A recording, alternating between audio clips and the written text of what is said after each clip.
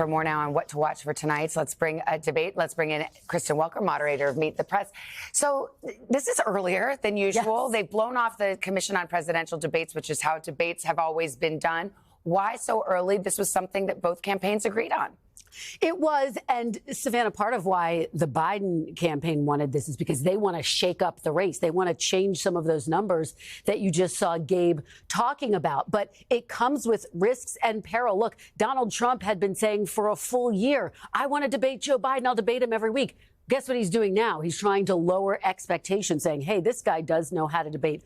Both of them, I think, will be judged on their performance as much as the policy they discuss. And remember that first debate back in 2020 when Donald Trump delivered that bombastic performance, interrupting Joe Biden more than 147 times. He delivered a much more measured performance in the second debate, and he's being advised to do the same. For Joe Biden, the pressure's on him, Savannah, to show he can be strong, that he can serve another 4 years in office, because polls show that is voters' biggest concern about him. It seems like the Biden team is really crossing their fingers that Trump version number one, who came in so hot and over-torqued at that first debate, will be there tonight. Trump advisors are saying, play it cool for 90 minutes. The Biden team feels like a lot of Americans have forgotten about the 4 years of the Trump presidency. It's such a great point. And here's the question, what I'll be looking for, Savannah.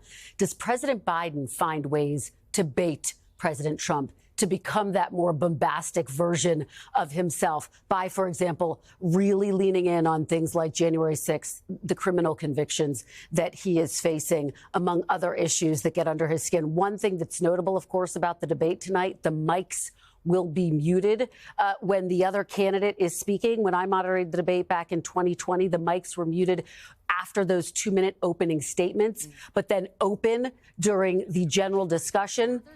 Tonight's going to be different. They're going to be muted throughout the entire discussion. So how does that impact the debate? But I think that final debate in 2020 could give us a little roadmap of what we might see. Well, we talked about the Trump team's hopes and dreams, the Biden team hopes and dreams. The Trump team's hopes and dreams is that Biden, 81 years old, has some kind of senior moment or gaffe that gives people pause. Absolutely. If you look at the polls, 28%, Savannah, say that they don't think that Biden is tough, that he's strong, that he's capable of serving another 4 years. Compare that to more than 60% for Donald Trump. So expect Trump to try to really lean into that, with issues from the economy to abortion are going to be at the forefront tonight, Savannah. We will be watching. Kristen Welker, back from maternity leave. Welcome back. Thank you. And of course, NBC News will bring you special coverage and analysis of the first presidential debate.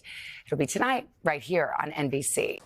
Hey, thanks for watching. Don't miss the Today Show every weekday at 11 a.m. Eastern, 8 Pacific on our streaming channel, Today All Day. To watch, head to today.com/allday or click the link right here.